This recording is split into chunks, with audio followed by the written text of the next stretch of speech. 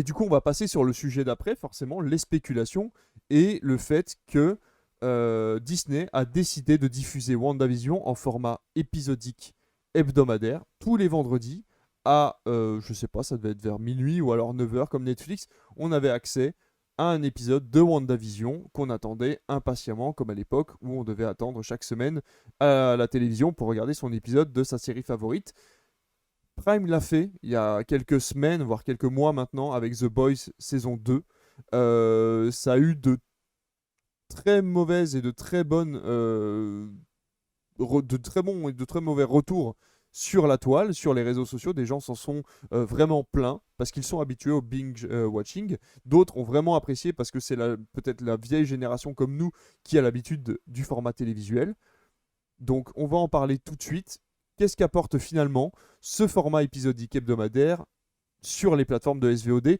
Hormis, et j'aimerais qu'on évite le sujet parce que je pense que c'est pas forcément l'attraction principale que recherche la plateforme, l'aspect financier de garder la personne sur la plateforme pendant les semaines, voire les mois à venir, puisque étant donné que l'abonnement est mensuel, je pense que l'impact est quand même assez minime de se dire que c'est pour les garder 2 mois de suite, puisque là c'était quand même sur même pas 9 semaines, c'était sur 7 semaines puisqu'on avait accès aux 2 premiers épisodes. 7 semaines, ça représente finalement 2 mois d'abonnement. Est-ce que Disney a vraiment fait ça par envie d'argent? Je ne suis pas sûr. Par contre, le côté épisodique, lui, a apporté beaucoup. Et je vous laisse en parler. David, peut-être toi, tu vas commencer tout doucement. On enchaînera sur les deux autres chroniqueurs. Qu'est-ce que ça t'a apporté, toi, de devoir attendre chaque semaine cet épisode de WandaVision?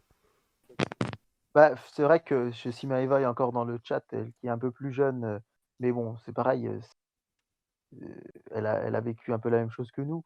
C'est vrai qu'on a vécu ça nous, hein, quand on voulait voir la suite, de Lost ou même avant quand on était plus jeune, d'X-Files ou même de Desperate Housewives, quand j'étais ado et que mes parents avaient Canal+. Effectivement, il y a ce côté, l'envie de voir la suite, ce côté événementiel. Moi, c'est surtout ce que j'ai envie de dire, c'est ce que ça a apporté à Disney+. C'est clair et net, c'est que ça a apporté de l'événement sur la longueur. J'en parlais l'autre fois quand je vous parlais des séries, Netflix où, avec Maëva, on avait regardé pendant les vacances de février la Lock& Key et sur Twitter, quelqu'un m'a dit: «Bah, faut vraiment être, complètement, à l'ouest pour, regarder Lock& Key, seulement maintenant alors que c'est sorti il y a 1 an, quoi», quelque part. Et aujourd'hui, on est dans une culture vraiment de l'événement et puis un événement arrive et on passe à un autre. Lupin a fait énormément de bruit en ce début d'année, tout comme le jeu de la dame a fait énormément de bruit au moment de Noël. Et au final, on en entend parler 1 semaine, 2 semaines, 3 semaines, et puis bah, après, hop, on en était déjà à la nouvelle série. Là, WandaVision, clairement, sur les réseaux sociaux, elle a apporté à Disney Plus de la visibilité et surtout de l'événement sur la longueur, puisque un petit peu comme je sais que dès la semaine prochaine, moi qui ne regarde pas koh je vais devoir me farcir un Twitter avec plein de tweetos fans de koh qui vont raconter l'épisode. Et bien là, chaque vendredi, je savais que dans mes abonnés, il y allait avoir les discussions WandaVision. Le Twitter était en ébullition chaque vendredi avec cet événement et je pense qu'avec la sortie de l'épisode. Donc je pense que clairement, on va y revenir et je trouve que c'est plutôt pas mal parce qu'encore une fois, je pense que WandaVision, moi je l'ai aussi savouré parce que j'en voyais un tout petit bout par semaine et que c'est aussi une série qui jouait sur le côté énigme, le côté mystère, et que plus on a du coup le mystère s'épaississait du fait qu'on devait attendre 1 semaine pour en savoir plus. Et je pense que voilà, ça a apporté de l'événement et ça a apporté vraiment ce côté euh, de se dire, bah, ce côté, on se retrouve tous le vendredi. Quelque part, c'est un peu de la télé, entre guillemets, hein. Mais même si on n'est pas tenu par un horaire, c'est le fait qu'il faille attendre tel jour pour le voir et que on espérait bien que tout le monde, le vendredi, ait vu son épisode de WandaVision pour pouvoir en discuter le lendemain sur les réseaux sociaux, voir le jour même. Et effectivement, dernière petite chose, je pense que, outre le fait que ça peut aussi faire garder les abonnés quelque part, je pense, il y a aussi le côté, il faut pas se mentir, Disney+, d'un point de vue création originale, ils sont à la masse par rapport à Prime et surtout par rapport à Netflix qui nous sort beaucoup de contenu. Heu, eux, ça va vraiment se faire petit à petit, hein. La preuve, il y a eu qu'une série vraiment marquante, c'est Mandalorian saison 1 et 2, et le fait de mettre qu'un épisode par semaine, mine de rien, pendant 9 semaines, ça tient les gens en haleine. Ça montre aussi qu'ils n'ont pas matière à nous sortir 3-4 séries par mois, Disney+, actuellement. Donc ça a aussi permis de garder un petit peu l'attention des spectateurs sur la durée et la longueur, je pense. Je sais pas si Gfresh ou Fabien veulent participer à cette discussion. Est-ce que ça apporte, vous, Bah quelque moi, chose? moi, je trouve ça hyper important. À moins que Gfresh voulait commencer, c'est comme tu veux, Gfresh. Moi, je rejoins déjà ce que dit David, je suis complètement d'accord. Et je trouve que ça crée surtout ce qu'on avait perdu beaucoup avec les services de vidéo à la demande, c'est que ça crée un rendez-vous. Vraiment, pour le coup, les gens savent que ce jour-là, on va pouvoir parler de l'épisode qu'on vient de voir. Et ce qui est beau, c'est que ça individualise vraiment l'épisode. C'est plus un épisode parmi tant d'autres. On sait que celui-ci compte vraiment. On l'attend, c'est 40 minutes, 45 minutes qui peuvent devenir un jour, 2 jours, 3 jours parce que les gens vont en parler, vont spéculer, vont faire des hypothèses. Et au final, c'est presque réussir à prendre une série, à prendre un épisode et en faire beaucoup plus. Et c'est quelque chose que moi, j'adorais. Je t'ai cité Lost et David l'a cité aussi. On l'a tous fait avec Lost. Là, bah, vous l'avez fait visiblement avec WandaVision. Et je trouve que l'œuvre ne fait que gagner en fait. Elle ne fait que gagner en ampleur. Les fans en ont encore plus que ce qu'ils pensent avoir. Ils se nourrissent des hypothèses de chacun. Et on crée quelque chose de plus mutant, de plus tout. Et moi, j'y vois que des qualités, vraiment, pour le coup. David, pour info, Maëva nous dit qu'elle a bien connu un épisode par semaine, hein. Elle est pas si jeune que Oui, ça. oui, oui. Non, non, non, mais je sais bien, mais je veux dire, c'est vrai que nous, quand Netflix est arrivé, on avait déjà 27, 28 ans. Maëva, elle avait 17, 18 ans, Ouais, voilà, donc complètement, ouais. il y a 3, 4 ans. Donc voilà, quoi, c'est ce que je me dis, mais mine de rien, oui, c'est vrai elle a connu ça aussi. Et je pense que Fabien a tout à fait raison. Moi, je vous l'ai déjà dit, une fois, je le fais bref, donc je me répète, mais The Boys saison 2, j'avais trouvé l'idée excellente. Malheureusement, c'est sorti à une époque où je n'avais pas pu la regarder. Et du coup, le fait qu'avec Maëva, on l'ait regardé en 2 jours, parce on adore The Boys, et pour moi, c'est la plus grande série peut-être que les plateformes nous aient offerte, bah, quelque part, j'ai l'impression de me l'être un peu gâché, d'avoir vu ça aussi vite.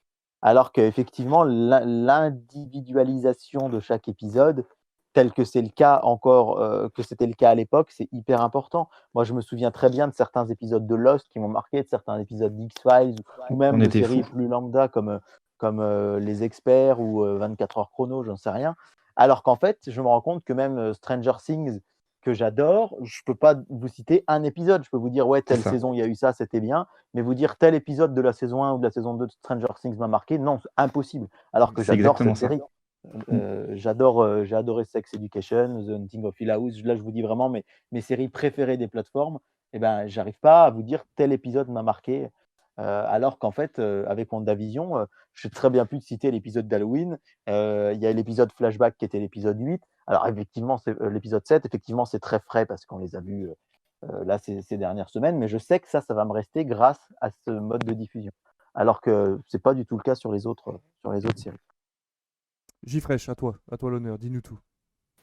Moi, je vous renvoie à la petite chronique que j'avais déjà fait justement sur le fait que tous les épisodes sortaient maintenant, enfin la plupart des séries sortaient d'un seul coup, et à quel point maintenant notre mode de consommation de séries a aussi changé. Et c'est vrai que nous, on est peut-être des enfants de la télé qui avons pris cette habitude et cette envie de pouvoir regarder un épisode et de savourer quelque part une série. Et je rejoins oui, ce que vous avez dit, c'est que finalement, quand on regarde une série comme ça en Bing watching, je sais même pas comment on dit, je suis trop vieux. Euh, Bah finalement, oui, on se souvient que peu de ce qu'on a vu. C'est un peu dommage. Et moi, je pense, il y a certaines séries qui arrivent à sortir de ce carcan-là et quand même te faire souvenir de certains épisodes. Je pense par exemple à Brooklyn Nine-Nine. Ils ont trouvé une astuce, mine de rien, c'est que finalement certains schémas d'épisodes vont revenir de saison en saison, comme ça peut être le cas l'épisode où on va voir le voleur de Cadillac, l'épisode du casse de Noël, enfin, et comme ça on se souvient de ce qui s'est passé. Mais c'est vrai que si tu regardes les 6 ou 7 saisons d'affilée, bah, tu vas pas te souvenir de grand chose. Et je pense que le fait de sortir un épisode par semaine, ça rejoint vraiment ce que vous avez dit de vouloir ouais, événementiser un épisode en particulier, et peut-être aussi un peu jouer la corde nostalgique et sensible de ce qu'on pouvait faire avant quand fallait regarder la trilogie du samedi si tu voulais savoir la suite de Buffy, de Stargate, du Caméléon, enfin ce genre de choses. Et je pense que ça touche un peu cette corde sensible chez nous qui peut peut-être être plus difficile à atteindre chez le public, un public un peu plus jeune. Mais je pense que WandaVision, de toute façon, il vise quand même un public d'amateurs de comics ou de gens qui ont grandi avec, donc à peu près notre tranche d'âge à nous, quoi. Complètement. Alors, c'est vrai, pour un petit peu finalement modérer tout ça, nuancer, enfin, tu permets que j'en parle un petit peu, Fabien. On a l'exemple du grand frère de Fabien qui est un immense consommateur de séries, qui regarde, je crois qu'il a plus de séries que nous tous réunis ici, qui est quand même un petit peu plus âgé que nous. Euh, et lui, il me disait l'autre jour que c'est tout l'inverse. Lui, il aime pas, il adore binge-watcher. Et ce principe-là, je sais qu'il me disait que lui, il serait prêt à attendre qu'une série soit de commencer la série seulement quand tous les épisodes ont été passés pour pouvoir tous les enchaîner. Alors que voilà, il a 7-8 ans de plus que nous. Alors finalement, c'est peut-être pas qu'une affaire de génération, c'est aussi une affaire de goût et de fait, De effectivement, consommation, ouais. de consommation et le fait de voir une série aussi. Par contre, on a ce côté, quand on en regarde plein d'épisodes à la suite, hyper immersive, quoi. Mm. Peut-être qu'on s'attache plus facilement aux personnages du fait qu'on va passer 5-6 heures avec eux d'affilée si on regarde toute une série, alors qu'on va les voir que 30 minutes par semaine. Donc, c'est aussi une affaire de consommation, de goût qui peut un peu aussi traverser les générations. Après, est-ce que il y a deux choses que je voulais dire. On a eu une période assez connue entre le moment où les chaînes de télévision avaient accès aux séries beaucoup trop tard par rapport à leur diffusion américaine, et nous, on y avait accès beaucoup trop facilement sur Internet en version originale sous-titrée, où je me souviens que finalement, on commençait tellement de séries épisodiques, tellement de séries qu'on avait peut-être des dizaines, voire des quinzaines par semaine, où on regardait à chaque fois un épisode à chaque fois. Finalement, il y en avait certaines qu'on laissait de côté, d'autres qu'on oubliait, certaines qui n'avaient qu'une saison, d'autres deux, parfois 10 qu'on prenait en cours. Est-ce que à ce moment-là, finalement, on n'en mangeait pas trop finalement d'épisodiques et que le binge-watching permettait de trier un peu tout ça quand on avait une série complète à regarder, de revenir sur un système un petit peu plus condensé que de devoir avoir un épisode par semaine à chaque fois, déjà. Et ouais, Jeff, tu veux peut-être dire quelque chose? Vas-y, fini d'abord. Et la deuxième chose que je voulais dire, c'est est-ce que finalement le fait, comme le mieux est l'ennemi du bien, est-ce que le fait d'avoir énormément de contenu d'un coup maintenant, le fait d'avoir le système épisodique, et on le voit maintenant aussi la télévision redevient tout doucement un média qui peut être apprécié, est-ce que le fait d'avoir une heure donnée et comment dire, un timing obligatoire pour regarder une série ne permet pas d'avoir un petit peu d'ordre dans sa vie, plutôt que de devoir pendant 20 minutes être sur un système de SVOD qui vous fait finalement pas choisir de choses, parce que on a tellement de choses à regarder dans nos listes qu'on ne regarde rien, et quand on sait finalement que le vendredi c'est le moment où on va regarder WandaVision, ça nous permet d'avoir un peu plus d'ordre dans notre vie et de ne pas avoir à sélectionner un programme à regarder, puisqu'on sait que c'est celui-là qui nous attend. Parce qu'il y a un côté, oui, de problématique et d'envie d'occupation de l'espace, on va dire, télévisuel. C'est vrai que ce que tu disais avant de cette faculté qu'on avait de télécharger, de trouver des séries, tout un tas de flopées de séries sur Internet, dont on avait l'accès quasi illimité comparé à ce qui se faisait à la télé où il fallait attendre, etc. Ça nous avait finalement le fait de pouvoir accéder à un moment donné l'intégralité d'une série, tu t'assurais, toi, en tant que diffuseur, du fait que ta série soit regardée en intégralité par ton public, et que pendant que tu regardes ça, tu regardais pas autre chose. Alors que maintenant, oui, j'ai l'impression que ça s'inverse un petit peu, et que vu que les gens sont maintenant habitués à pouvoir regarder tout ce qu'ils veulent d'un seul coup, bah, c'est peut-être plutôt essayer de les attirer en leur vendant un peu en leur montrant que ce moment-là est particulier pour eux dans une semaine, dans une journée, et que il faut qu'ils le saisissent à ce moment-là et pas à un autre. On en parlait avec David il y a quelques jours, la série This Is Us qui fait un flop absolument phénoménal sur M6, alors que tout le monde en parle, que c'est une série à succès aux États-Unis, que moi je l'ai regardée et je la trouve absolument extraordinaire. Pourquoi ? parce qu'M6 a mis trop de temps à l'obtenir. Elle est disponible sur Amazon Prime depuis un long moment. Elle a été disponible sur MyCanal aussi il y a quelques temps. On a accès à la saison 5 en H+24. Et pourtant, voilà, ils ont décidé de la diffuser et ils n'ont pas les chiffres voulus. Alors voilà, est-ce que c'est le résultat d'une attente trop longue? Par contre, voilà, la série Tchernobyl, tu l'as annoncé, David, va être diffusée sur M6 très bientôt. Est-ce que cette série va avoir du succès? Puisqu'elle était disponible uniquement sur OCS, et on peut le dire, il y a quand même s'il y a beaucoup d'abonnés OCS en France, ça reste quand même assez restreint par rapport au nombre de personnes qui ont accès à la chaîne M6. Est-ce que Tchernobyl va avoir du succès pour son deuxième visionnage en télévision française au format public? Alors, si je peux juste rebondir sur le problème This Is Us, je pense qu'il est différent de Tchernobyl dans le sens où This Is Us, je pense que M6 avait définitivement abandonné l'idée de passer This Is Us en prime time. Puisque lors de la dernière diffusion de la saison précédente, je crois que voyant que ça ne marchait pas du tout, pour écumer son stock d'épisodes, ils avaient fini par passer 5 ou 6 épisodes le dernier soir, le genre de truc qui te fait finir à 2-3 heures du matin en disant voilà, quelque part, on s'en est débarrassé. Entre-temps, TF1 est arrivé avec Je te promets, donc l'adaptation française de This Is Us, qui, si c'est pas un carton monumental, en fait, le problème qu'a la série là actuellement sur TF1, ce soir, c'est la dernière fois qu'elle passe. Ça a été assez long, 12 épisodes, ça a pris 6 lundis de suite. Et le problème qu'elle a actuellement, c'est qu'elle perd de l'audience à chaque fois. Donc, il n'aurait pas fallu qu'il y ait 2 ou 4 épisodes de plus. Mais ça marche quand même plutôt très très bien pour TF1, cette série. Et voyant ce succès, M6 s'est dit, bah, les gens sont prêts à voir du This Is Us. Donc, on va remettre la saison. Et là, je suis prêt à parier que dans 1 ou 2 semaines, ils vont faire. Je ne sais pas où ils en sont dans la diffusion de la série, mais c'est pas économiquement viable pour une chaîne comme M6 de faire moins d'1 million de téléspectateurs là où les grandes chaînes en prime time, là où d'habitude, avec Pékin Express, ils font 3 millions, avec L'amour est dans le pré, c'est de l'ordre de 4 à 5 millions, ils ne peuvent pas se contenter de 900 000 spectateurs le jeudi soir. Souvenez-vous, quand ils ont passé du cinéma, qu'ils ont passé les 5 Die Hard, plus les 2 insaisissables, ça cartonnait. Je te coupe juste pour dire au revoir à Maëva, du coup, qui est fatiguée, du coup, et qui nous quitte. Merci Bonne beaucoup, nuit, Maëva. Maëva. À très bientôt, Au la semaine prochaine, très certainement. Et merci de nous avoir suivis ce soir. Et je te laisse continuer, David. Vas-y.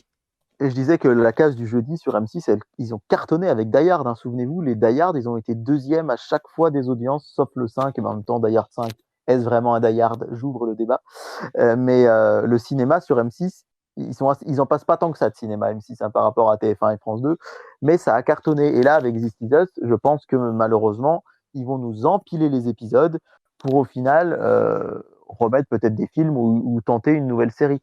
Alors que Tchernobyl, je pense que ça peut créer l'événement du fait que ce soit une mini-série déjà. C'est-à-dire qu'il n'y aura qu'une saison, il n'y aura jamais de suite. On en a énormément entendu parler. Et moi, très franchement, s'il n'y avait pas eu cette période de confinement l'année dernière où, étant abonné Canal m'avait offert OCS pendant toute la période du confinement, je ne l'aurais pas vu, moi, Tchernobyl. Et c'est vraiment une série que j'attendais énormément, en plus du fait que lors de mes études en sociologie, j'avais fait tout un travail, un gros devoir sur Tchernobyl. Voilà, donc c'est quelque chose qui me parlait beaucoup. Mais je pense qu'il y a beaucoup, beaucoup de gens en France, effectivement, qui n'ont pas accès à OCS. Hein. OCS, alors je crois que dans l'ordre, il y a Canal+ et Netflix qui sont les 2 plus grandes plateformes utilisées. Après, on a Prime. Après, on a Disney+. Et très loin derrière arrive OCS. Et moi, j'y crois. Ça fera peut-être pas des scores incroyables, mais je pense que c'est un pari peut-être gagnant de tenter le coup de passer cette série en prime time sur une grande chaîne parce que je sais que Fabien l'a vu aussi, je crois. C'est très, très qualitatif. C'est une série excellente. Et pour moi qui ai, encore une fois, pendant 2 semestres de suite, vraiment étudié Tchernobyl en long, en large et en travers, c'est en plus hyper fidèle à l'histoire. Donc, c'est ça qui est très intéressant. Eh ben très bien. Bon, ben, je sais pas si vous avez des choses à rajouter, mais je pense qu'on a pas mal fait le tour de cette histoire de débat de séries épisodiques. Est-ce qu'il vaut mieux regarder par semaine ou pas? Il n'y a pas de bonne ou de mauvaise solution. Vous regardez les séries comme vous en avez envie. Mais c'est vrai que pour rester dans les mémoires, si on devait se lier, si on devait finalement s'attarder sur, je ne vais pas dire les chiffres, mais sur les avis extérieurs qu'on aurait, ce serait quand même plus sur le côté épisodique, sur le côté hebdomadaire qu'on s'attarderait pour avoir une série plus longtemps, on va dire, en mémoire, ou en tout cas quelque chose qui s'accrochera un petit peu plus à nous, comme on l'a pu le voir sur WandaVision, comme tu disais. Je pense qu'il y aura des séquences de WandaVision qui me resteraient plus en mémoire que certaines séries que j'ai binge-watchées, ne serait-ce que le jeu de la dame, qui était une très très bonne série, une mini-série qui plus est, mais que j'ai binge-watché sur 2 jours et qui finalement me reste très peu en mémoire, alors que je me souviens que c'est une très bonne série. WandaVision est une bonne série, c'est quelque chose de très bien, surtout quand on aime le MCU. De là à dire que c'est quelque chose d'exceptionnel, je ne pense pas, même si le format est original. Mais c'est vrai que ça nous restera peut-être un petit peu plus en mémoire, on va dire peut-être un peu plus longtemps que certaines autres séries qu'on aurait regardées d'un coup d'un seul.